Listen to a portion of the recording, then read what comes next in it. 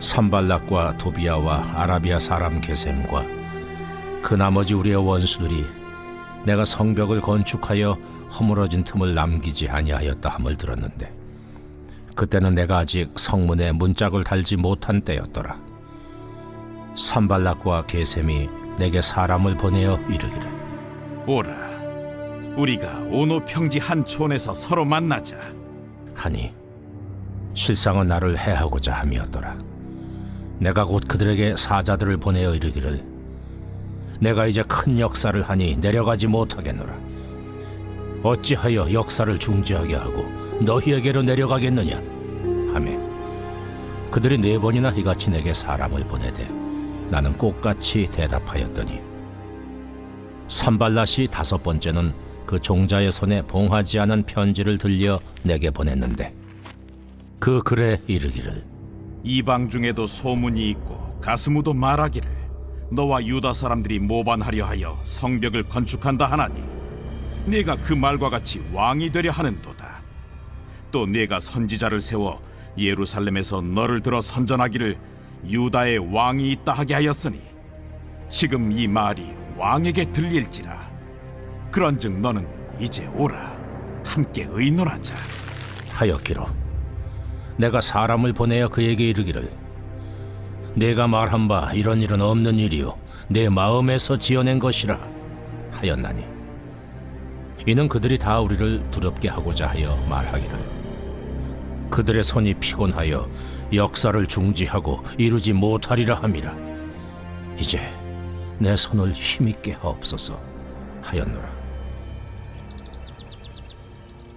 이후에 무헤다벨의 손자 들라야의 아들 스마야가 두문불출하기로 내가 그 집에 가니 그가 이르기를, 그들이 너를 죽이러 올 터이니 우리가 하나님의 전으로 가서 외수 안에 머물고 그 문을 닫자.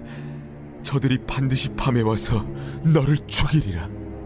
내가 이르기를, 나 같은 자가 어찌 도망하며 나 같은 몸이면 누가 외소에 들어가서 생명을 보존하겠느냐. 나는 들어가지 않겠노라 하고 깨달은즉, 그는 하나님께서 보내신 바가 아니라 도비아와 산발랏에게 뇌물을 받고 내게 이런 예언을 함이라. 그들이 뇌물을 준 까닭은 나를 두렵게 하고 이렇게 함으로 범죄하게 하고 악한 말을 지어 나를 비방하려 함이었느니라. 내 하나님이여, 도비아와 산발락과 여선지 노아디아와 그 남은 선지자들, 곧 나를 두렵게 하고자 한 자들의 소행을 기억하옵소서 하였노라. 할렐루야, 할렐루야. 우리의 구원자, 우리의 창조자가 되신 주님의 이름을 찬양합니다. 높으신 주님 앞에 우리 감사와 찬양과 영광과 존귀의 큰 박수 올려드리겠습니다. 오늘도 우리 가운데 새날을 허락하신 주님, 우리 앞서 행하시는 참 좋으신 주님의 이름을 찬양합니다. 주님 홀로 영광과 존귀를 받아 주시옵소서. 우리의 기쁨 되신 주님의 이름을 송축합니다. 아멘. 할렐루야. 네, 우리 하나님의 놀라운 은혜 가운데 우리 한몸 이른 포도의 성도들 한번 바라보시면서요, 오늘 이 시간 영상으로 함께 예배하는 우리 글로벌 포도 식구들을 향해서도 우리 한번 따뜻한 사랑과 격려와 축복의 박수를 서로에게 보내도록 하겠습니다.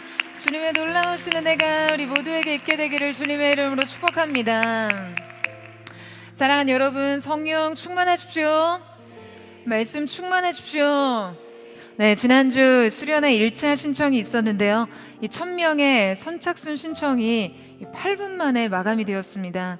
8시 이 신청 시간 오픈 전에 다들 너무 떨린다며 링크가 열리기를 기다리는 모습이 얼마나 사랑스럽든지요.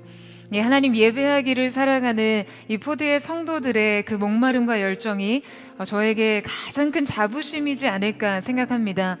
우리 글로벌 포드 성도님들도요, 이 수련회 일정이 나오자마자 비행기 티켓팅을 하신 분들이 있으신데요, 유럽과 또 미주, 호주와 중국 각 지역에서 한국으로 오셔서 참여하시게 됩니다. 오늘 한 번 더 2차 신청이 있습니다. 광고사항을 잘 확인하셔서 참여하시면 됩니다. 그리고 특별히 감사한 소식을 여러분에게 나눕니다. 저희가 워십 퍼레이드를 하면서 이곳에 저희 창고가 없기 때문에 음향, 악기, 중계 장비들을 매주 이 주일 새벽 외부 창고에서 탑차에 실어서 이곳으로 가지고 왔는데요. 매번의 탑차 렌탈 비용이 너무 커서 기도하던 중에 3.5톤 트럭을 구입하게 되었습니다.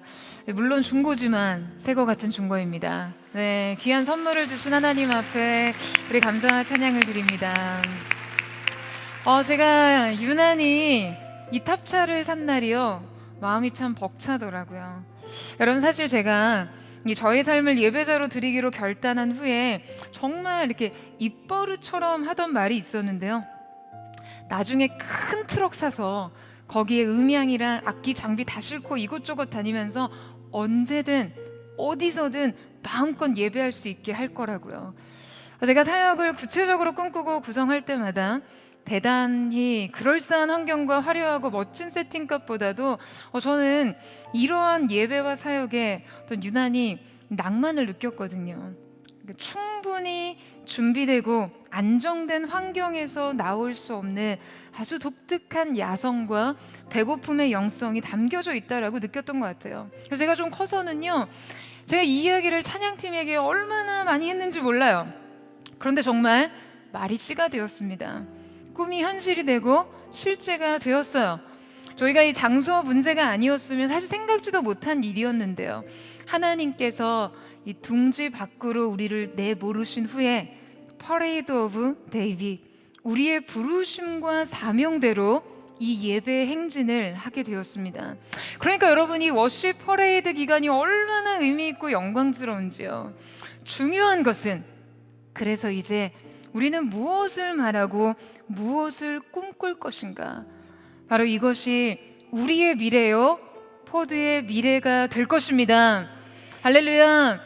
하나님의 꿈을 꾸는 포드처치의 성도들로 그리스도 예수의 분량까지 무럭무럭 자라가는 은혜가 있게 되기를 축원합니다. 우리 옆에 사람에게 이렇게 한번 축복하며, 우리 주님 앞에 다시 한번 감사와 영광의 박수 올려드리겠습니다. 자, 이제는 옆에 사람에게 이렇게 한번 축복하며 인사하셨으면 좋겠는데요. 오늘의 꿈이 우리의 미래가 될 것입니다. 이렇게 한번 축복하시겠어요? 우리의 꿈이 우리의 미래가 될 것입니다. 그렇게 말하는 대로, 선포하는 대로, 믿음의 고백대로 이루실 주님의 이름을 찬양합니다.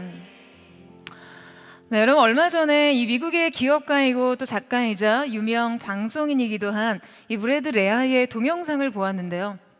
여러분, 이 챗GPT가 뭔지는 아시죠? 네, 오픈 AI가 개발한 인공지능 챗봇이죠. 이 챗GPT는 사용자가 어떤 질문을 하게 되면 다양한 텍스트를 학습하고 이해해서 이 주제에 대한 대화를 하거나 요약을 해주거나 새로운 글을 작성해 주기도 하는데요. 앞서 언급한 이 브래드 레아가 어느 날 챗GPT에게 내가 만일 악마라면, 내가 사탄이라면 어떻게 누군가의 성공을 막을 것 같아? 라는 질문을 던졌다는 거예요. 그래서 방대한 분량의 정보와 자료를 기반으로 이 챗GPT가 누군가의 성공을 막는 법에 대해 나름의 요약, 분석, 정리를 해냈는데요. 그 내용이 바로 이러합니다. 당신의 성공을 막기 위한 9가지 전략. 첫째, 그들의 마음을 의심과 두려움으로 가득 채울 거야. 둘째, 눈앞의 만족에만 집중하게 만들 거야. 셋째, 그들을 부정적인 영향으로 둘러쌀 거야.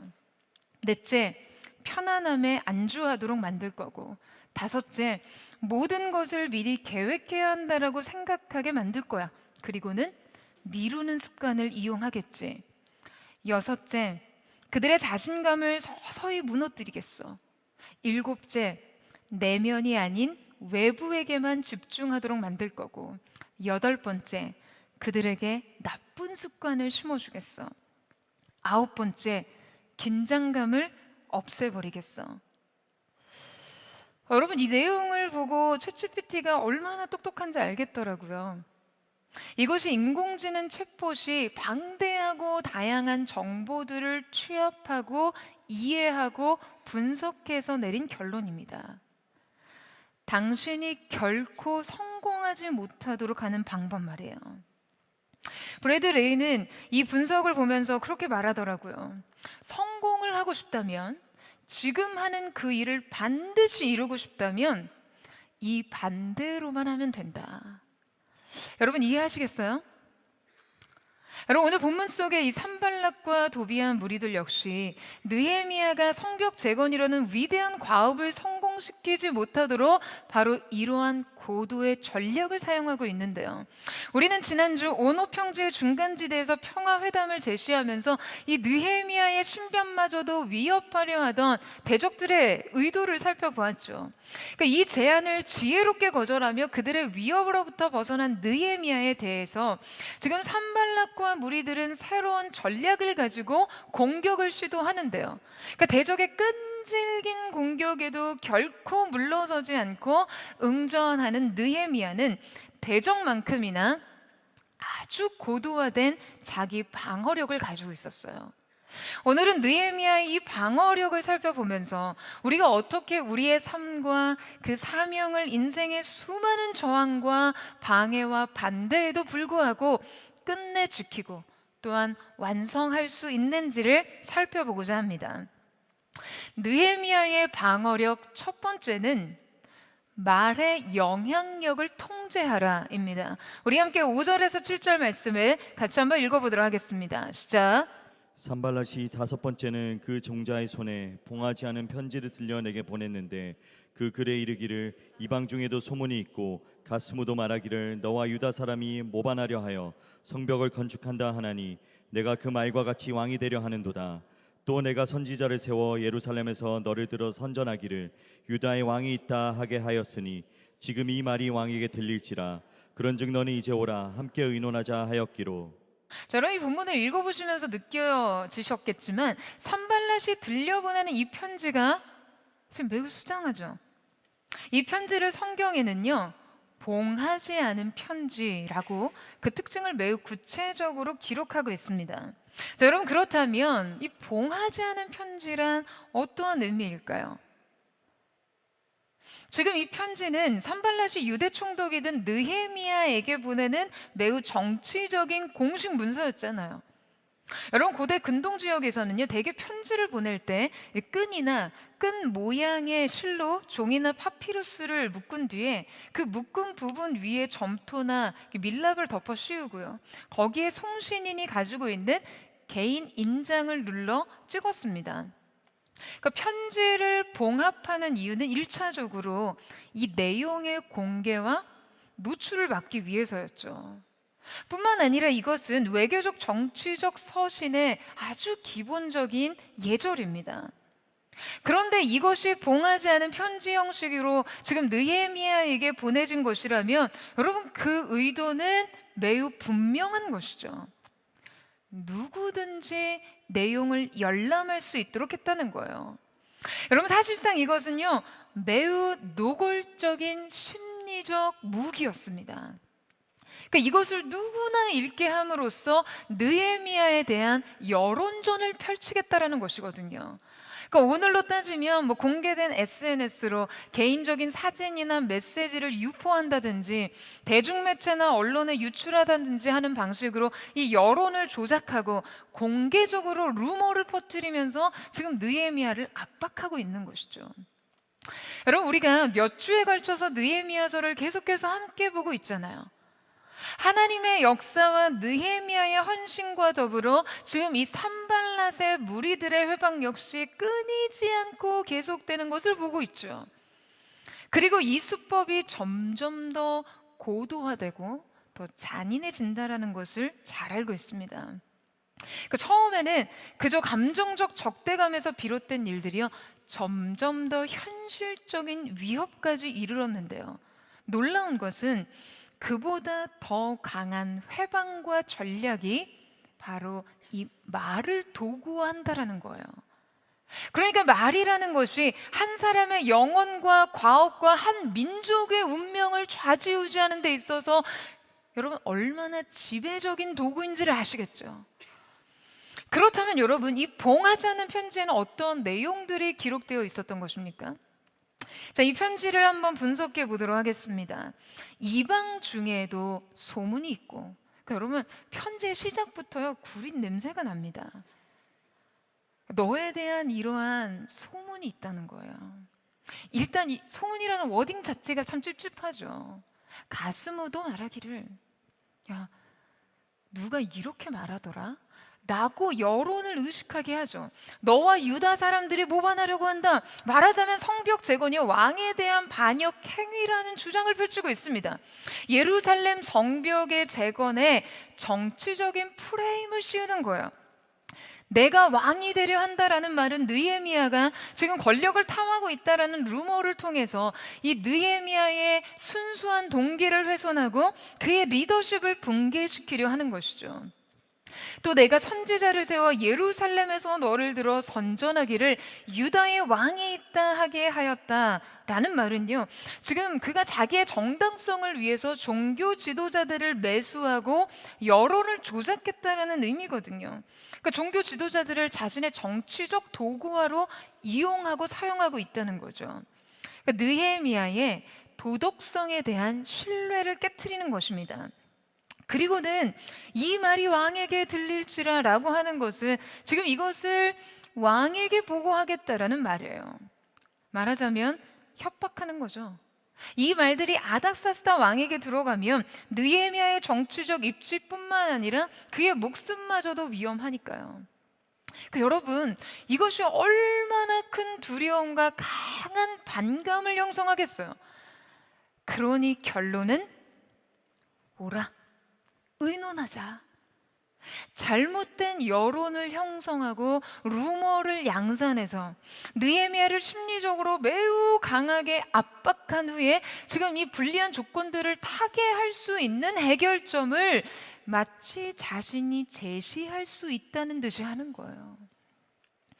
여러분, 놀라운 것은요, 지금 이 편지의 내용이 모두 사실입니까?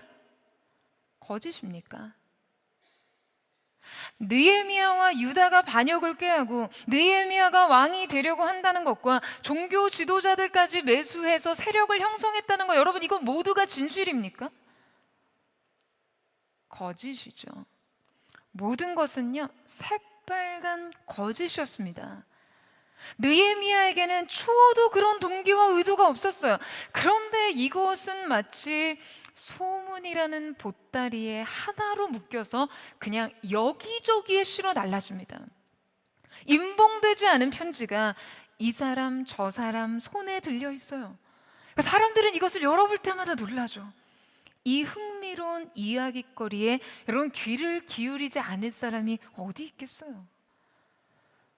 여러분, 소문이라는 것은요 대개 이런 식으로 생산되고 이렇게 확대됩니다. 물론 그 소문 중에는 진실이라는 것도 있어요. 따라서 중요한 것은 그것의 진실과 거짓의 여부입니다. 하지만 이러한 문제들의 심각한 맹점은 흔히 사람들이 이 진실과 거짓을 분별하고자 하지 않는다는 점이에요. 사실인지 거짓인지 관심조차 두지 않습니다. 그것이 이야기의 힘입니다. 대부분의 사람들은 이야기 자체에 마음을 빼앗겼고요, 감정이 움직였고 프레임이 형성되고 관점을 내주기 때문이죠. 대적의 무리들은 진실과 거짓과 상관없이 사람들이 이 말의 힘에 매우 쉽게 휘둘린다는 것을 여러분 너무나 잘 알고 있었어요. 그래서 말로 쉽게 관점을 지배하려는 것이죠. 여러분, 제가 목회를 하면서 상당히 민감하게 다루는 문제들은 무엇보다도 이 말에 관한 것입니다. 저한테 뭐 소문이 이렇다, 전해 들은 이야기다라는 식으로 말을 옮기시면요, 저는 여러분이 생각하시는 것보다 좀 집요한 구석이 있거든요. 전해 들은 말이다 라고 하면 그 말의 출처를 반드시 확인합니다. 누가 그러더라 라고 하면요, 저는 그 누군지를 반드시 꼭 묻습니다. 그런데 이 누군지를 밝히지 않는 사람은요 대개 그것이 그저 자기의 생각이거나 그냥 고작 해봤자 한두 사람의 의견을 다수의 문제로 확대하는 경우가 많아요. 보통 누가 그러더라 라고 말을 흘리는 사람은 소문이라는 흐릿한 실체에 자신의 의견을 싣고 싶은 것이거든요. 여러분, 한두 사람의 의견을 공론화하시면 안 됩니다. 아멘이세요? 그러니까 자기의 불만을요, 여론인 것처럼 과장해서는 안 돼요. 목회 현장에서 제가 이렇게 말에 대해 민감하게 다루는 이유가 있습니다. 여러분, 말은요, 옮겨 다닙니다. 걷잡을 수 없이 번지는 불처럼요, 어느 순간 많은 것을 휩쓸고 태웁니다. 거짓된 말과 실체 없는 소문은요, 초기 진압이 굉장히 중요합니다. 물론 여러분, 어디든 사람들이 모이는 곳에서는 불만이 있을 수도 있고요, 여러 가지 이야기들이 있을 수 있어요. 건전한 비판 의식은 때로 전체의 성장에 득이 되는 일이기도 합니다. 따라서 불만과 비판을 원천적으로 제거하고 묵살하자는 것이 아니라 이 불만과 비판을 가장 건강한 방식으로 표현할 수 있는 건전한 문화를 형성하는 것이 정말 중요하다는 거예요. 왜냐하면 말에는 힘이 있기 때문입니다. 여러분, 건강한 방식이란 모호한 것이 아니에요. 자기 말에 책임을 지는 것입니다. 자기 말에 책임 의식이 없는 것은요, 여러분, 사명을 감당하는 사람에게 있어서는 안 되는 일이죠. 정치가도 마찬가지고 모든 사회의 리더들은 반드시 이 말의 책임에 무게를 질 수 있어야 합니다. 말을 책임지지 못하는 사람은 어느 것도 책임지지 않습니다. 여러분, 따라서 우리 모두 이 훈련을 계속해 나아가야 하는 것이에요. 시대의 지성이라고 불리는 고 이어령 교수님께서는 늘 이 말의 힘을 매우 강조하셨어요. 이어령 교수님의 말의 힘에 관한 이 영상을 교수님 보여주시면서 예를 들어서 설명하셨는데요, 이 영상에 등장하는 한 시각 장애인이요, 나는 눈먼 사람입니다, 도와주세요 라고 적힌 사인보드를 들고 사람들에게 도움을 요청을 합니다. 그런데 이 장애인에게 돈을 건네는 사람이 많지 않았어요.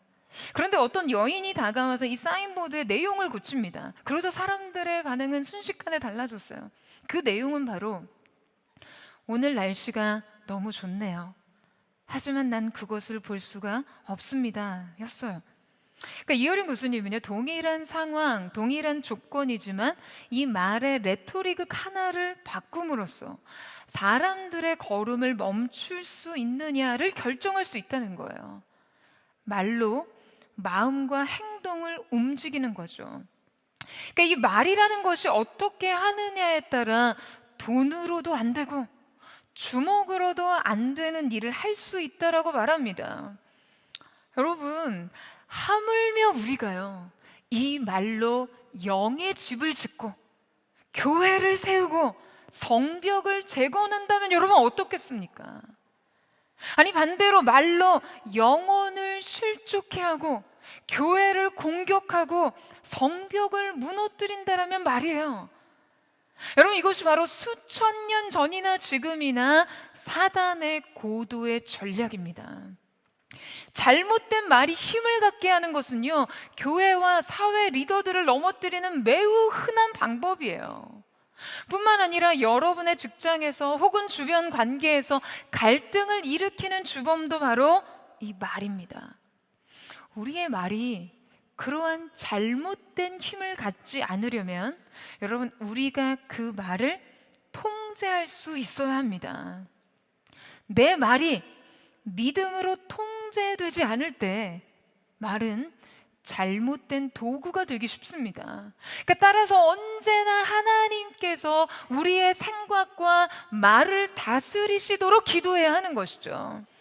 여러분뿐만 아니라 오늘날 우리의 사회에서도 교회에서도 또 여러분의 주변 관계에서도요, 임봉되지 않은 편지가 이곳저곳 붙여진다라는 것을 기억하셔야 돼요. 이때 이 편지의 배달부가 여러분이 되지 않도록 조심하시고요, 또 여러분이 이 편지를 읽고 여러분의 관점을 빼앗기지 않도록 조심하셔야 합니다. 여러분, 무엇보다도 이미 여러분이 누군가의 어떠한 말로 인해 많이 아프시다면 말이에요, 그 말이 여러분의 심령을 핥히고 상하게 만들었다라면 그 말의 영향력을 우리가 차단하는 건 역시 그 말의 힘을 통제하는 것임을 기억하시기를 축원합니다. 내가 그 말의 피해자가 됐지만요, 이 말이 미치는 내 내면의 영향력은 내가 결정할 수 있습니다. 여러분, 지금 산발랏의 무리들은 이 말의 힘을 이용해 느헤미야를 장악하려고 시도했어요. 그러나 느헤미야의 영혼은 그들의 계획대로 절대로 이 말에 끌려가지 않습니다. 8절에서 9절 말씀 보시겠어요? 같이 한번 읽겠습니다. 시작. 내가 사람을 보내어 그에게 이르기를 내가 말한 바 이런 일은 없는 일이요 내 마음에서 지어낸 것이라 하였나니 이는 그들이 다 우리를 두렵게 하고자 하여 말하기를 그들의 손이 피곤하여 역사를 중지하고 이루지 못하리라 함이라. 이제 내 손을 힘있게 하옵소서 하였노라. 여러분, 우리가 살다가 보면 이렇게 오해를 받을 때가 있죠. 이 오해라는 것이 얼마나 사람을 아프게 하고 병들게 하는지 몰라요. 내가 누군가에게 어떤 오해를 받을 때 그 시선도 아프고요, 그로 인해 파생된 말들이 또 그 말에 가담한 사람들이 얼마나 잔인하게 느껴지는지 몰라요. 그래서 저도 이렇게 또 목회자로 또 리더로 살면서 여러분, 얼마나 많은 오해를 경험했겠습니까? 잘못된 관점에 동조하거나 영향받는 사람들을 여러분 얼마나 많이 만났겠어요. 그 말의 영향력에 그냥 애초에 끄떡 없는 사람은 없습니다. 다만 어떤 방식으로 그 영향력을 차단하느냐를 결정하는 데에서 차이가 발생하는 것이죠. 여러분, 저는 이 시대를 살아가면서 늘 느끼는 것이 있는데요, 이 시대는 권위자들이 오래도록 힘겹게 쌓아 올린 그들의 명예와 권위가 누군가의 공격을 통해 한순간에 완전히 손상되고 쉽게 허물어질 수 있게 하는 그냥 안전장치가 없는 세계라는 거예요. 때로는 그 공격의 실체가 무엇이든 상관이 없이 말이에요. 물론 진실도 그만큼 투명성 있게 공개될 수 있기도 하지만요, 그러니까 이 대중의 심리라는 것이요, 마치 생물과 같아서 그냥 진실이든 거짓이든 상관없이 작은 자극에 굉장히 민감하게 반응하면서 너무나 새로운 기류를 형성하게 되죠. 그래서 대중에 의존하고 대세에 영향받고 인기에 연연할수록 여러분, 자신을 지키기가 매우 어려운 시대입니다. 우리는 또 이 생물을 손에 거머쥐고 그냥 입맛대로 필요대로 조종하는 배후의 세력이 있다는 것을 늘 기억해야 돼요. 개인이 이 시류에 대한 자립성을 스스로 가지지 않으면요, 자기 자신을 지키는 것이 너무 힘들고요, 그 배후에 대한 견제와 분별이 있어야 중심을 지킬 수 있습니다.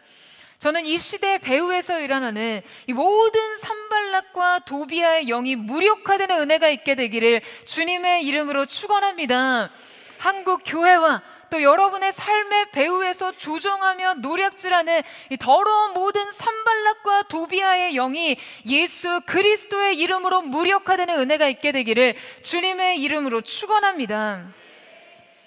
그렇다면 이때 느헤미야의 방어력은 어떻게 발휘되었을까? 느헤미야의 방어력 두 번째는 무엇이 나를 결정할지 내가 결정하라입니다. 여러분, 느헤미야는 먼저 이 말의 실체를요 분명하게 규정합니다. 여러분, 어떻게 해요? 내가 말한 바 이런 일은 없는 일이요, 즉 사실이 아니다, 내가 지어낸 것이다 라는 것이죠. 그러니까 거짓이라는 것을 분명히 말합니다. 여러분, 그러면 됩니다. 거기까지예요. 그 사람이 할 건 거기까지입니다. 그냥 일일이 해명할 필요도, 억울함을 호소할 필요도, 과도하게 흥분하고 화를 낼 필요도 없습니다. 그 모든 것이 지금 다 그 말에 영향력이 되니까요. 거짓으로 규명하는 것이 여러분 우리의 몫이죠.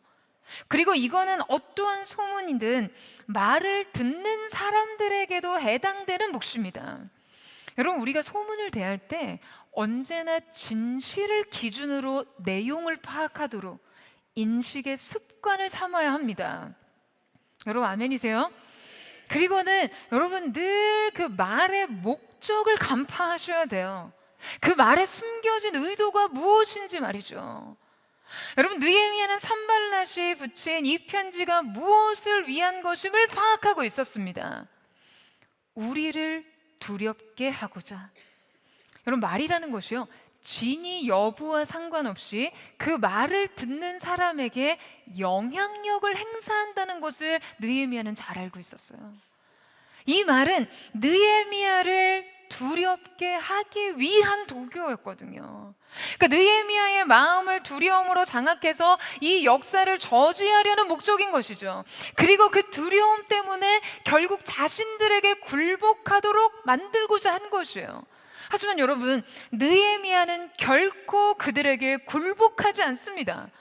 이 말의 영향력에 휘둘리지 않아요. 여러분 보세요. 느헤미야의 기도에 주목해 보십시오. 이제 내 손을 힘있게 하옵소서. 여러분 이 말이 우리말 성경에는 이렇게 번역되어 있습니다. 그러나 하나님이여 이제 제 손을 강하게 하소서.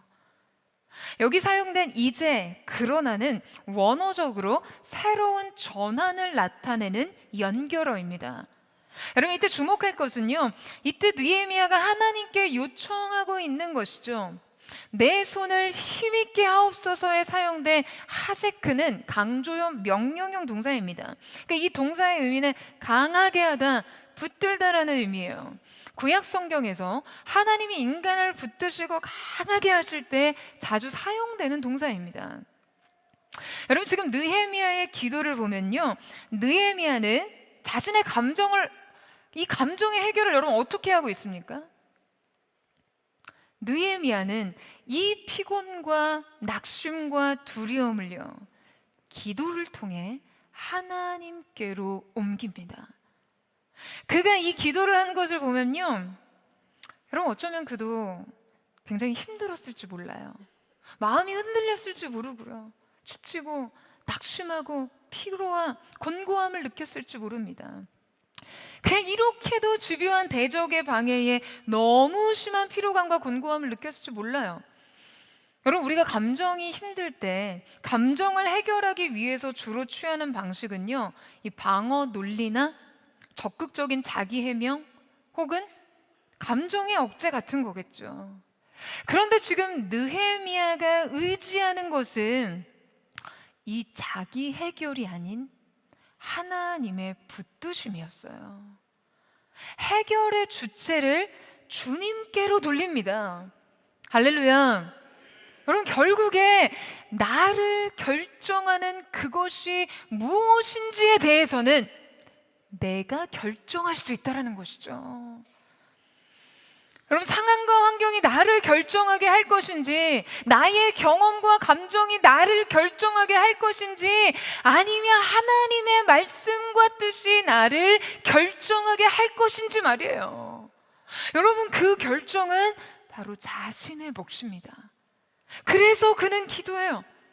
그러나 하나님이여 이제 제 손을 강하게 하옵소서. 여러분 무엇이 여러분을 결정하시게 하시겠어요? 상황입니까? 두려움입니까? 사방이 막혀버린 환경적 조건입니까? 무엇이 여러분의 오늘의 감정과 생각을 결정하게 하시겠어요? 무엇이 여러분을 결정하게 할 것인가를 여러분 스스로 정해야 합니다. 여러분 저는 느헤미야의 이 기도 속에 이제라는 말이 정말이지 강력한 힘을 가진 말이라고 생각해요. 이 이제라는 말은요, 모든 것을 출발선 위에 올려놓는 말입니다. 바로 기도를 통해서 그러나 이제를 말하는 이 한 사람의 결단이 여러분 우리에게 얼마나 큰 감동을 주나요? 여러분 여러분의 삶에서도 이 믿음의 결단 위에서 언제나 이 이제를 말할 수 있기를 바랍니다. 여러분 아멘이세요? 아팠어, 실패했어, 무너졌어, 지쳤어, 두려워. 그러나 이제 하나님이 나를 강하게 하시면 됩니다. 이제 하나님이 나를 붙드시면 나는 일어납니다. 어제의 일은 어제로, 오해는 오해로, 거짓은 거짓으로. 이제 나는 주님의 힘으로 다시 섭니다. 내 손을 강하게 하소서. 이 사역을 다시 일으키소서. 이 목적을 완성하소서. 사랑하는 여러분, 오늘 이 예배가 저는 여러분의 삶 가운데 그러나 이제를 선언하는 시간이 되기를 축원합니다. 여러분이 돌아간 삶의 자리에서 기도의 무릎을 꿇으나 여러분 그 자리는요, 그러나 이제라는 새로운 출발선이 될 줄로 믿습니다. 그 새로운 시작, 새로운 출발선, 새로운 반전의 역사가 있게 되기를 주님의 이름으로 축원합니다. 산발렛은 느헤미야를 넘어뜨리기 위해 이제 더 강한 전략을 사용하는데요. 느헤미야의 방어력 세 번째는 정체성으로부터 행동을 결정하라입니다. 10절 말씀을 같이 한번 읽겠습니다. 시작. 이후에 무에다벨의 손자 들라의 아들 스마야가 두문불출하기로 내가 그 집에 가니 그가 이르기를 그들이 너를 죽이러 올 터이니 우리가 하나님의 전으로 가서 외소 안에 머물고 그 문을 닫자. 저들이 반드시 밤에 와서 너를 죽이리라 하기로. 자, 여러분 지금 등장하는 이 스마야라는 사람은요, 그가 두문불출한 것이 느헤미야의 관심을 끌 정도로 느헤미야의 측근 인물이라는 사실과 지금 그가 성전의 성소까지 출입이 가능했던 것으로 보아 제사장 가문의 사람이라고 해석하는데요. 지금 이 스마야가 산발락에게 매수를 당한 거죠. 느헤미야의 측근을 포섭해서 느헤미야를 넘어뜨리려 하는데요. 자, 이 계략은 앞서 공개적인 공격 혹은 어떤 전략적 비방과는 또 다른 방식의 은밀하고 교묘한 전략입니다. 이것은 단순히 느헤미야의 안전에 대한 위협이나 경고가 아니라 매우 정교한 타락의 유도를 의미해요. 그러니까 말하자면 스마야로 인해 느헤미야가 지도자로서 아주 치명적인 실수를 하도록 유도하고 있는 거죠. 지금 스마야가 느헤미야에게 요구한 것은요, 그들이 이제 곧 너를 죽이려고 올 테니 빨리 외소로 피하라는 거예요. 그들이 반드시 밤에 와서 너를 죽이리라라는 말은 지금 느헤미야에게 있어서는 굉장히 큰 공포심을 유발하겠죠. 게다가 이것이 외부의 대적들이 아닌 내부의 측근의 입에서 나온 말이니 여러분 얼마나 심정적으로 더 느헤미야를 힘들게 했겠어요. 그런데 문제는 그가 피난처로 삼은 이 외소라는 공간입니다. 외소라는 공간은요, 율법에 의해 일반인들이 함부로 들어갈 수 없는 공간이었어요. 만약 느헤미야가 제사장이 아닌데도 불구하고 이 외소로에 들어갈 경우 그는 율법을 어기게 되고 지도자로서의 자격을 잃게 되겠죠. 그러니까 한순간에 자신의 안전을 위해 신앙과 율법을 저버린 지도자가 되는 것이에요. 즉, 여러분 이 길은요, 살아도 죽는 길입니다. 여러분 우리의 인생의 여러 가지 선택 중에 이 살아도 죽는 길이 있어요. 반대로 죽는 것 같아도 결국 사는 길이 있죠. 우리가 어떠한 결정을 내릴 때 그것이 어디 안에 있는 생명을 선택한 것인지를 여러분 늘 생각하셔야 됩니다. 그것이 하나님 안에 있는 생명을 선택한 것인지 세상 안에 생존을 선택한 것인지를 말해요. 여러분 지금 이 선택의 기로는 느헤미야에게는 그냥 참 아찔한 순간이겠죠.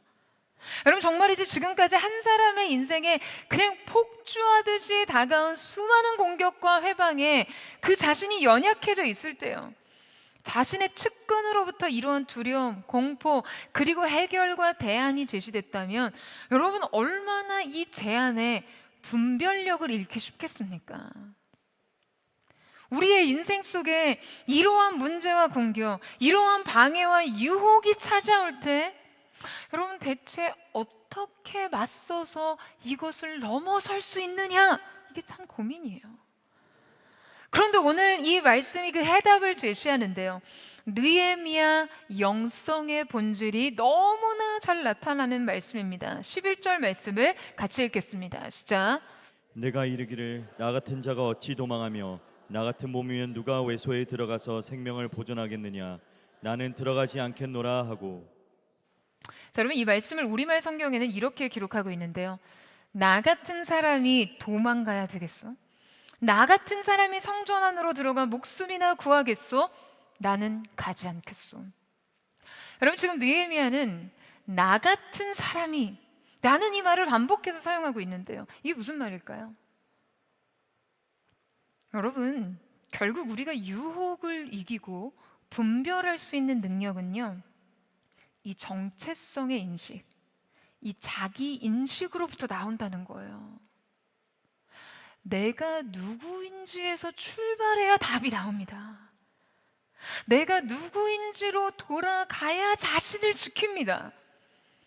여러분 그렇다면 느헤미야의 정체성은 무엇인가요? 사명자로서의 정체성이죠. 하나님의 고귀한 부름을 받은 자, 이 책임을 지닌 자 말이에요. 여러분 우리의 삶 속에 두려움과 공포, 위협과 유혹이 우리를 계속해서 연타할 때가 있죠. 그래서 상황도 어지럽고 감정도 흔들리고 어찌할 바를 모를 때, 여러분 그때 우리가 서야 할 좌표는 어디입니까? 바로 내가 누구인지, 이 정체성입니다. 하나님 앞에서 내가 누구인가? 세상 앞에선 자신 말고요, 하나님 앞에선 나 말이에요. 여러분, 여러분이 이 세상을 살 때 수많은 정체성과 자기 위치가 있죠. 부모로, 가장으로, 누군가의 자녀로, 또 어떤 조직의 대표로, 책임자로, 유명인으로, 인기스타로, 아니면 그야말로 아무것도 아닌 나로, 초라한 실패자로, 누구에게도 의미 있는 존재로 서지 못한 내가 나의 정체성일 수 있죠. 그러나 여러분, 무엇이든 중요하지 않습니다. 결코 그것이 여러분을 지키지 못하니까요. 여러분, 우리를 지키는 것은 한 가지뿐이에요. 하나님 앞에서, 하나님 앞에 내가 누구인가, 내가 누구인가 하는 것이죠. 여러분, 하나님의 시선 속에 여러분을 찾으세요. 내가 도저히 나를 지킬 수 없는 그 순간에 하나님의 시선 속에 멈춰보세요. 하나님이 여러분을 바라보시는 그 사랑의 시선을 여러분의 피난처로 삼으십시오. 여러분, 그러면 못할 것이 없습니다. 이기지 못할 것이 없고요, 뿌리치지 못할 유혹도, 넘어서지 못할 산도 없습니다. 할렐루야. 하나님 앞에 내가 누구인지, 여러분 그 답을 찾으세요. 그 답 위에서 여러분의 인생을 건설하고 동기를 세우고 솔루션을 찾으십시오. 저는 오늘 이 놀라운 발견이 저와 여러분 가운데 있게 되기를 주님의 이름으로 축원합니다. 여러분, 이 정체성 위에서 자신의 행동을 결정할 때 느헤미야에게 새로운 이해가 열리는데요. 느헤미야의 방어력 마지막 네 번째는 믿음의 적기를 놓치지 말라입니다. 12절에서 13절 말씀을 같이 읽겠습니다. 시작. 깨달은즉 그는 하나님께서 보내신 바가 아니라 도비아와 산발렛에게 뇌물을 받고 내게 이런 예언을 함이라. 그들이 뇌물을 준 까닭은 나를 두렵게 하고 이렇게 함으로 범죄하게 하고 악한 말을 지어 나를 비방하려 함이었느니라. 자, 여러분 오늘 저희가 읽은 이 번역본에는 이 구절의 시작이 그저 깨달은즉으로 나오는데요. 자, 우리말 성경은 이 말씀을 그 순간 나는 하나님이 그를 보내시지 않았다는 것을 알았습니다 라고 번역되었습니다. 자, 그러니까 지금 이 깨달음의 근거와 개연성이 어떻게 되는 거죠? 11절에 그러나 내가 말했습니다. 나 같은 사람이 도망가야 되겠소. 나 같은 사람이 성전 안으로 들어가 목숨이나 구하겠소. 나는 가지 않겠소. 12절에 그 순간 나는 깨달았습니다 라는 거죠. 가지 않겠다라고 결단한 순간 깨달았어요. 여러분, 이 말씀을 원어적으로 살펴볼 때 왜 이 시간적 표현이 번역본에 끼어들었는지를 분석해 보면요, 지금 여기 깨닫다라는 동사 와이키르는 어떠한 상황에 대해 눈치챈 것을 의미하는 어떤 단순한 인지를 뜻하는 단어가 아니라 그보다 더 깊은 수위의 영적인 통찰과 분별을 통해 확실한 알미 열렸다는 것을 말해줍니다. 그런데 바로 이 와이키르가 완료형으로 표현되어 있고요, 바로 다음에 이어지는 단어가 베히네라고 기록되어 있는데, 이것은 보라, 보니로 해석되는 감탄사입니다. 따라서 와이케르 베히네란 어떠한 사건이나 상황을 보고 그 즉시로 알아차리는 순간 이라는 뉘앙스를 건네요. 강한 인식의 전환을 나타내고 있는 것이죠. 말하자면 이 표현을 함께 기록한 것은 어떤 순간적이고 결정적인 변화나 계기를 강조하면서 전달하기를 위한 거예요. 그러니까 지금 느헤미야가 어떠한 순간을 계기로 이 새로운 깨달음과 이해와 알의 지식이 열렸는데, 여러분 그게 뭐라고요? 지금 이 스마야의 제안이 하나님에 의한 것이 아닌 산발랏의 매수로 인한 것이었다는 점이었어요. 여러분, 앞서 말씀드렸지만 이때 이 깨달음은요, 단순한 어떤 인지의 변화를 말하는 것이 아닙니다. 깊은 영적 통찰의 세계가 열린 것이죠. 그런데 여러분, 그 영적 통찰의 세계가 언제 열렸다고요? 나는 가지 않겠고 그 순간 나는 깨달았습니다. 여러분, 무엇이 먼저입니까? 하나님 편의 선택이 먼저입니다.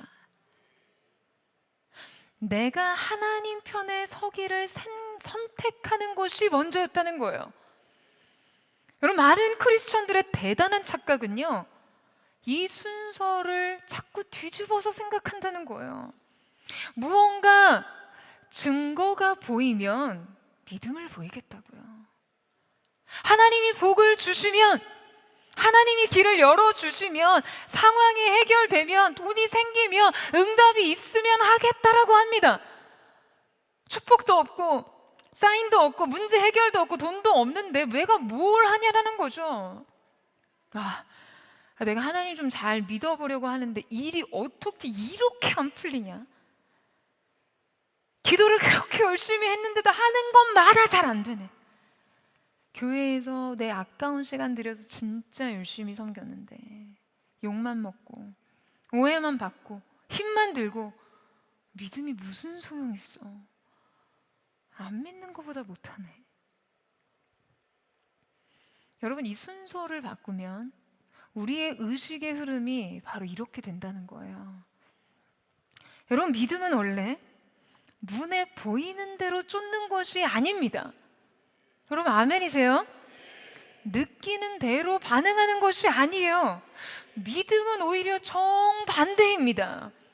여러분, 잘 나가던 자리 다 포기하고 왕실 생활에 안락을 다 뒤로 하고요, 내 조국의 영적 붕괴의 책임의식을 느끼고 직 내려놓고 삽이 털어가며 다 망해서 불타버린 성벽 다시 세우려고 전부를 걸었는데, 하는 일마다 방해하고 사람들 이간질하고 거짓 소문 만들고 계획적으로 퍼뜨려서 이제껏 쌓은 신뢰와 권위 다 무너뜨리고요, 심지어 평화회담을 하자고 해놓고 암살 계획 세우고는 하다 안 되니까 측근들 매수해서 치밀하고 조직적으로 뒤통수 치게 하는 거.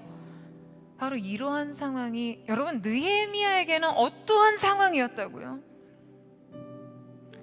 믿음의 선택이 필요한 순간이었다고요. 믿음이 필요한 때, 믿음이 발휘될 때 바로 믿음의 적기 말입니다. 사랑하는 여러분, 기억하세요.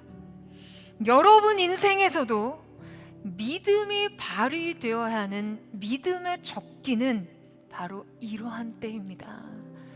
여러분, 아멘이세요? 실패했고요, 다 무너졌고 낙심되고 초라할 때, 아프고 외롭고 갈 곳 없고 거절되고 의지할 곳 없고 억울한 일, 이해 안 되는 일이 있을 때, 그때 바로 믿음을 선택하세요. 내 삶을 보시는 주님, 내 믿음을 보시는 주님께, 내 눈물을 병에 담으시는 주님 앞에서 여러분 믿음을 결단하십시오. 여러분, 이 믿음이 발휘되자 무엇이 열립니까? 이 믿음이 주님 앞에 드려지자 무엇이 열리나요? 지혜가 열립니다. 이해가 열려요. 새로운 영적인 통찰과 분별의 세계가 열립니다. 여러분, 여러분의 삶에서도 여러분의 믿음이 발휘되어야 하는 그 적기의 순간을 놓치지 마십시오. 그 믿음을 결정하는 순간 여러분의 삶 속에요, 새로운 이해와 새로운 삶의 길이 열릴 줄 믿습니다. 여러분, 순서를 바꾸지 마세요. 주님, 확실한 증거를 보여주시며, 이 문제 해결해 주시며, 이 질병 고쳐주시며, 이 이직 성공하게 하시면, 결혼의 문이 열리면 내가 주님 앞에 내 삶을 이렇게 결단하겠습니다. 아니요, 여러분, 믿음이 먼저입니다. 믿음의 결단을 주님 앞에 드릴 때 하나님께서 그 다음에 문을 열어주실 거예요. 그 다음에 길을 열어주실 줄로 믿습니다. 우리가 하나님 편에서 이 믿음을 발휘하는 순간, 하나님 앞에서 부끄럽지 않은 믿음의 적기를 놓치지 않을 때 하나님께서 그 순간 깨닫게 하실 거예요. 진정 하나님으로부터 오는 것이 무엇인지요. 사랑하는 여러분, 절망과 좌절할 때, 낙심할 만한 때, 두려움과 불안이 엄습할 때, 바로 그때를 여러분이 발휘할 믿음의 적기라고 여기시기를 축복합니다. 나 같은 사람, 바로 하나님의 사람으로서의 믿음의 명예와 기계를 지키는 자, 저는 사랑하는 포도의 성도들 되시기를 주님의 이름으로 축원합니다. 우리 함께 찬양하며 기도하며 주님 앞에 나아가기를 원합니다. 사랑하는 주님, 누가 봐도 절망하고 좌절할 만한 때, 누가 봐도 불안과 낙심을 느낄 만한 그때, 인생이 사방으로 우겨싸임을 당하고 인생에 답이 없어 보이는 바로 그때, 그때는 절망의 때가 아닌 믿음이 발휘되는 때임을 고백하는 하나님, 그러한 하나님의 사람들로 포도의 성도들을 삼아 주시옵소서. 바로 그 순간 하늘이 열리는 것을 보게 하시고, 우리의 인생 앞에 주께서 열어두시는 새로운 이해, 지혜, 통찰과 분별, 능력과 새로운 삶의 길이 열리는 것을 체험하게 하여 주시옵소서. 그렇게 우리 함께 하실 주님 앞에 우리 믿음의 결단을 주 앞에 드리며 주님 앞에 나아가기를 원합니다. 모든 상황 속에서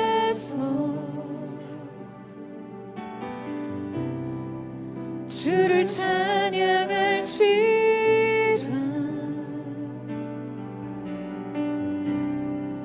주는 너의 큰 상급,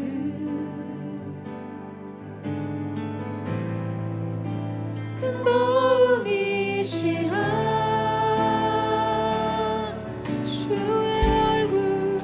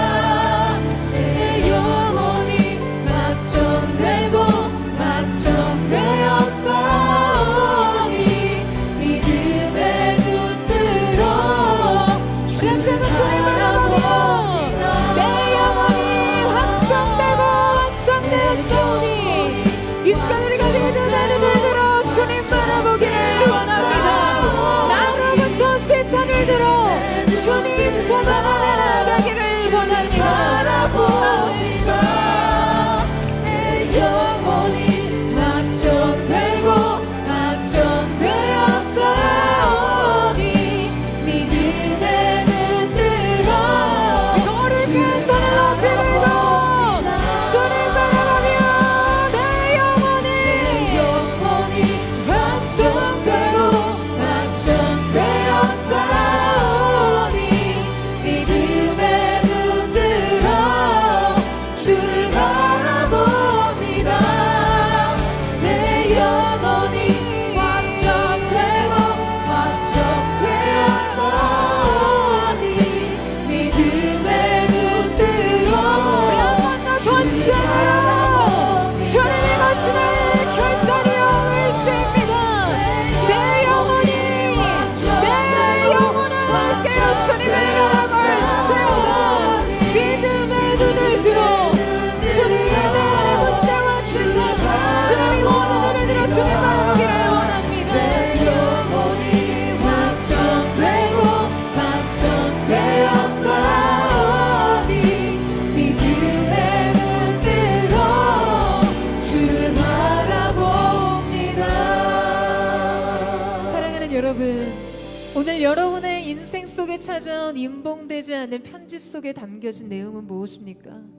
어둠의 권세인 사단이 여러분의 내면과 영혼을 붕괴시키고 하나님께서 여러분 가운데 맡겨주신 꿈과 비전을 이루지 못하도록 실족하게 만드는, 때로는 가족이 내게 하는 아프듯이 꽂히는 말의 소리와 사람들의 평가와 시선 속에 임봉되지 않은 편지로 결코 하나님께서 여러분을 향해 해본 적 없는 이야기들로 가득 채워진 내면의 이야기, 어둠의 진영의 그 모든 거짓과 속임으로 여러분 마음에 불안과 두려움과 낙심을 경험하고 있진 않으십니까? 사랑하는 여러분, 그 문제 어떻게 해결하시겠어요? 사방으로 우겨싸임을 당했던 반대와 저항 속에서 여러분 어떻게 하시겠습니까? 여러분의 해결 방법은 무엇인가요? 그저 감정적으로 회피하면 됩니까?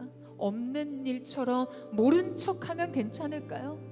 자기 방어 기제, 그저 심리적으로 내가 내 인생의 성벽을 스스로 세우면서요, 그렇게 부정하고 그렇게 감정을 스스로 해결하기 위해 주저앉으시겠습니까? 아니면 오늘 느헤미야 같이 기도로 이 문제의 주체를 하나님께로, 나로부터 하나님께로 옮기시기를 원하십니까? 사랑하는 여러분, 그러나 이제 주여 나의 손을 강하게 하옵소서. 그러나 이제 주여 내 손을 강하게 하옵소서. 여러분, 오늘 이 새로운 전환과 새로운 출발선이 여러분의 믿음의 고백으로 여러분의 삶에 그어지게 되기를 예수님의 이름으로 축원합니다. 여러분 아멘이세요? 여러분을 둘러싸고 있는 문제가 무엇인지, 삶에 해결되지 않은 인생 결핍이 무엇인지, 여전히 부족한 자신, 인정받을 수 없는 세상의 한복판에 있는 여러분, 수많은 인생 난제들을 끌어안고 있다 해도 여러분 굴하지 말고, 그러나 이제 주여 내 손을 강하게 하옵소서. 결국 주님께서 하실 일이십니다.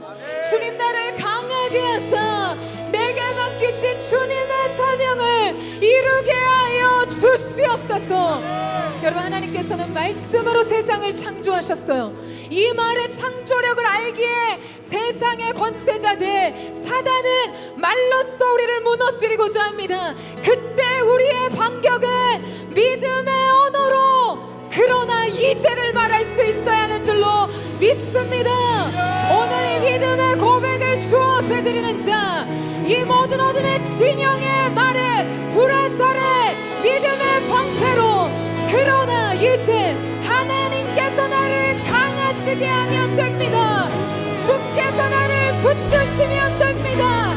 주께서 나를 일으키시면 됩니다. 이 믿음의 고백이 여러분의 인생의 성벽이 될 줄로 믿습니다. 여러분 인생의 성문이 될 줄로 믿습니다. 우리 그 믿음의 고백으로 우리 인생을 지치며 주여 한번 부르짖고 기도하며 나아가겠습니다. 주여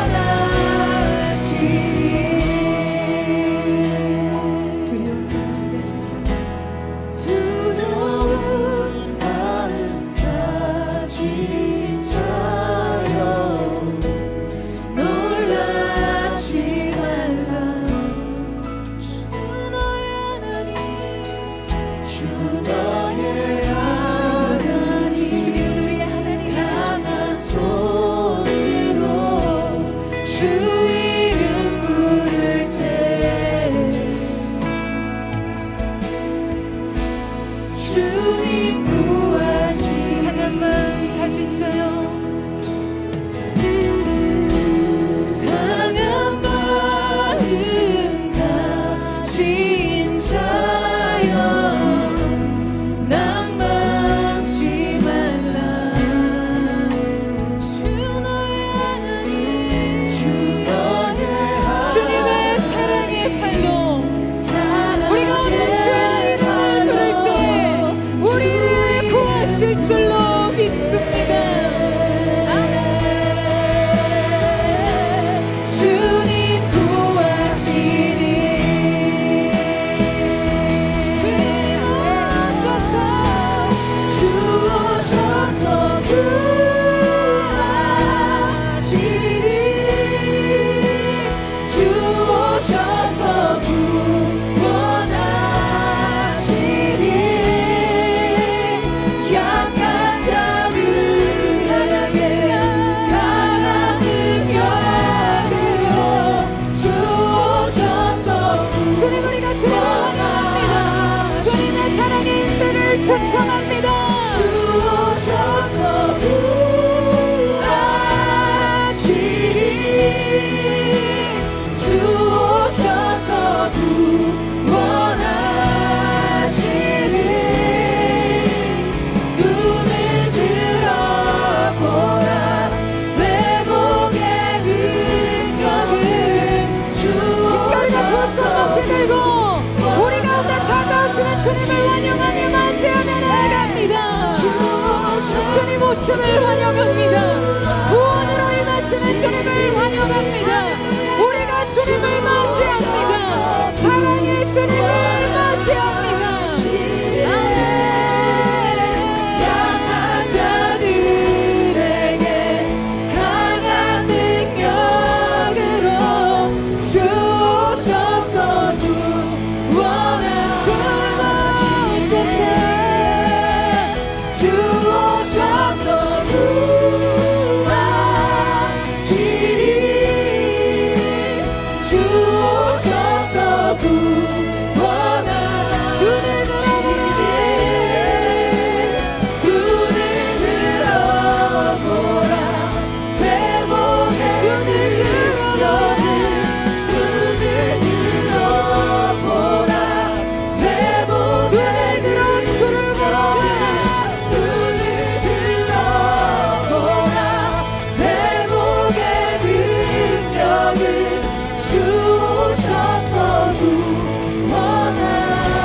구원하시니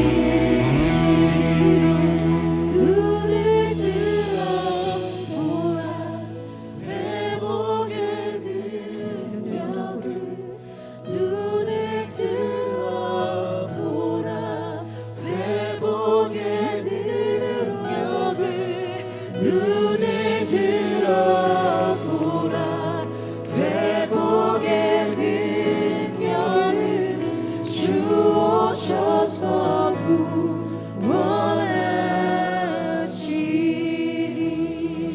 구원하시리 오직 의인은 믿음으로 말미암아 살리라. 여러분 우리의 인생이 진정 살게 되는 것은요 믿음을 통해서입니다. 여러분 아멘이세요? 여러분 인생의 난제 속에서 수많은 내가 해결할 수 없는 인생 두려움과 불안의 문제 속에서 너무나 위중한 위협과 공격의 위험 속에서 여러분 세상이 여러분에게 손 내미는 여러분에게 제시하는 외소의 장소가 있지 않습니까? 그곳으로 피하라고요. 그곳에 가면 답이 있을 거라고요. 해결할 수 있다고요. 그래서 여러분이 하나님 앞에서 지켜온 가장 중요한 가치와 맞바꾸게 하는 인생 외소의 장소가 있습니다. 사랑하는 여러분, 사는 길 같지만 죽는 길. 그러나 우리가 하나님 편에 서면 하나님께서 친히 죽는 것 같지만 사는 길을 열어주실 줄로 믿습니다. 여러분, 여러분이 추구해야 되는 것은요, 주님 안에 있는 생명이지 세상에서의 생존이 아니에요. 여러분, 아멘이세요? 아멘. 우리의 영혼은 다시 사는 부흥의 역사. 하나님이 우리 안에 생명을 주시되 풍성히 주시고자 오시겠다 말씀하시 그리스도 예수 안에 있는 생명을 붙잡을 때 인생의 새 길이 열리는 줄로 믿습니다.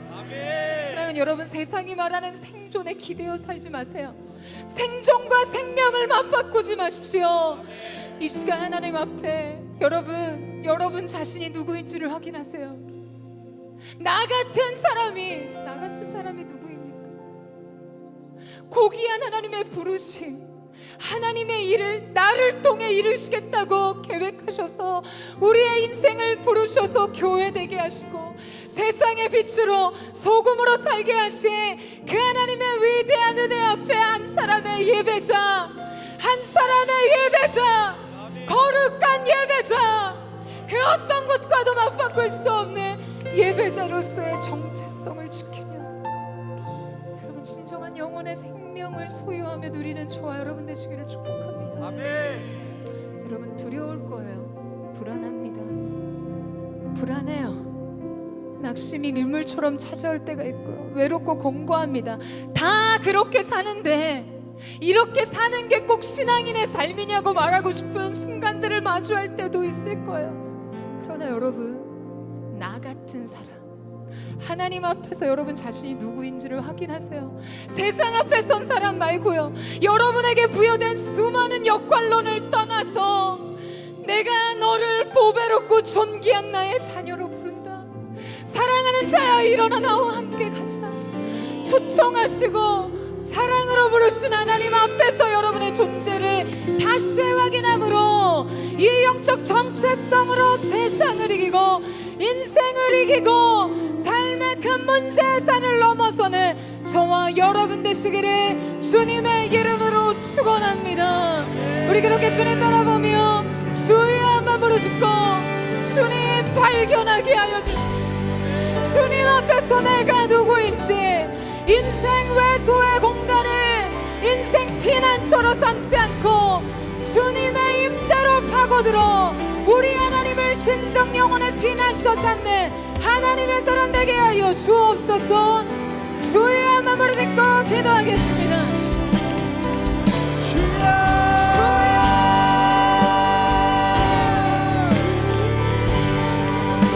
사랑하는 주님, 그 사랑 안에 불러주시니 감사합니다. 우리를 주님의 자녀라고 불러주시니 너는 내 거야, 나의 소유다라고 불러주시니 우리의 인생을 하나님의 일들 가운데 쓰시겠다고 불러주시니 그 하나님의 놀라운 은혜 앞에 결코 우리가 뒷걸음질 치지 않게 하여 주십시오.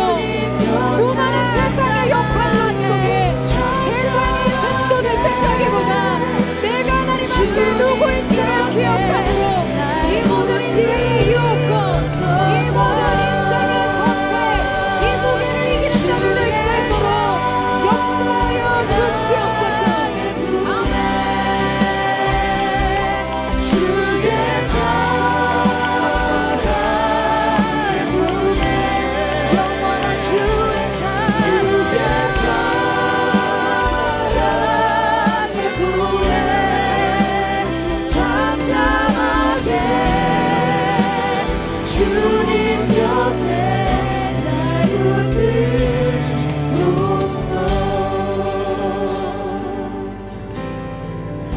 사랑의 노래들이 나의 구주 예수님께 주 행하신 일 감사해. 내 사랑하는 귀하신 예수 주님께서 나를 부르셨네. 주의 소유 삼으셨네.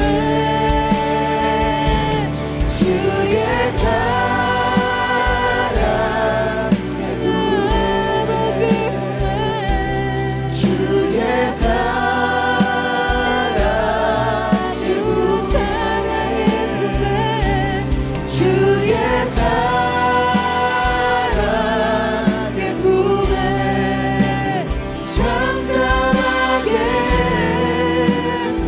주님 곁에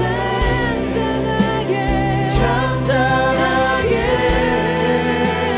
주님 곁에 날 붙들소서. 주의 사랑의 품에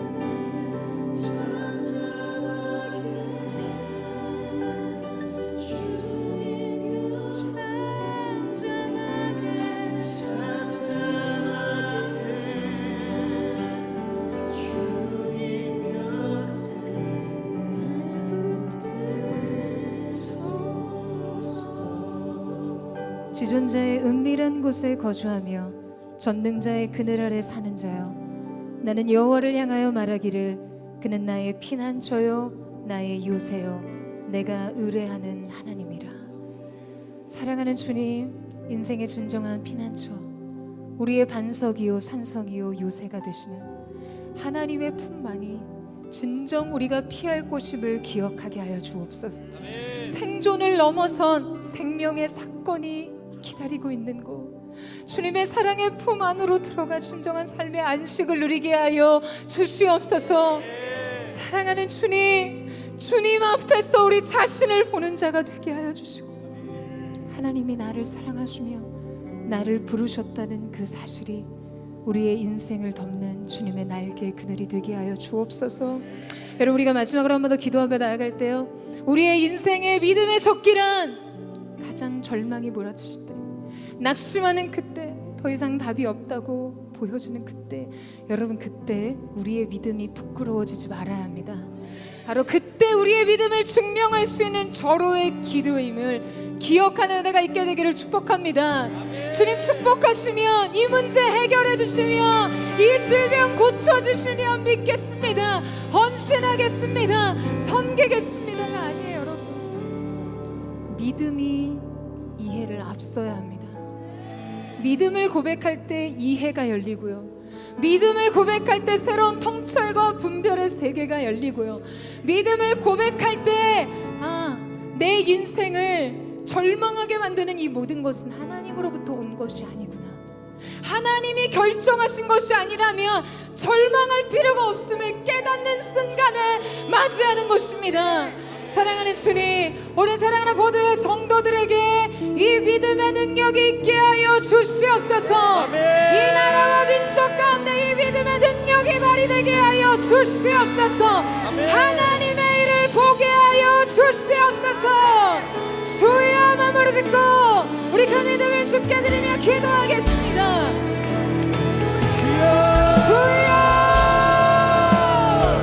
사랑하는 주님, 절망과 두려움이 몰려올 때 바로 이때구나, 내가 주님 앞에 믿음을 드려오는 그때임을 직감하게 하시고, 이 믿음을 주 앞에 드릴 때 이해가 열리고 통찰이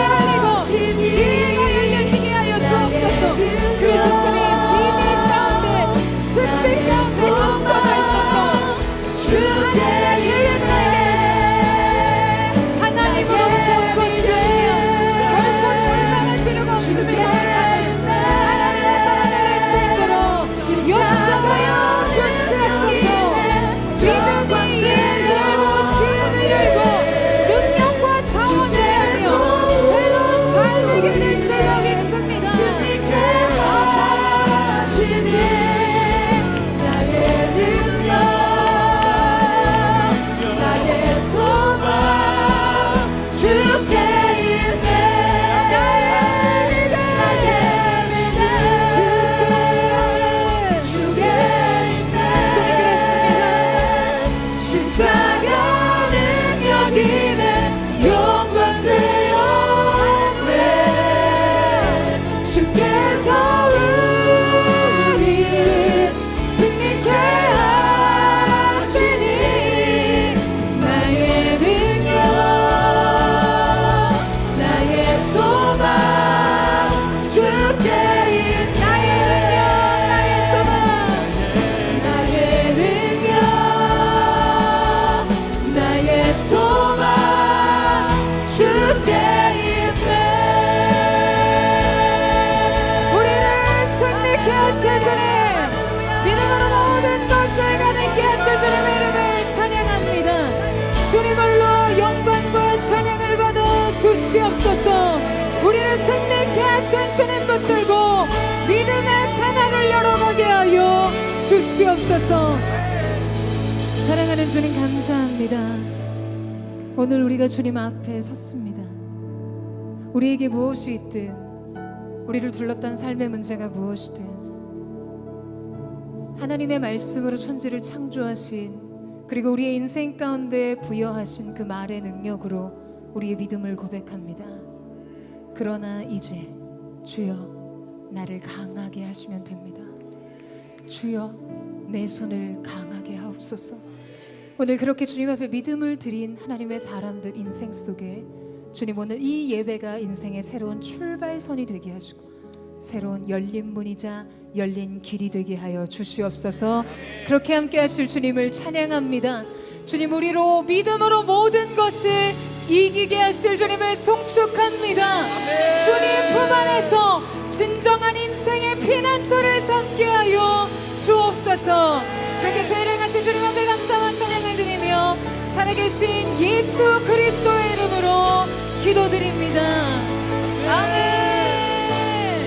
우리 주님 앞에 우리 감사와 찬양과 영광과 존귀의 큰 박수 올려드리겠습니다.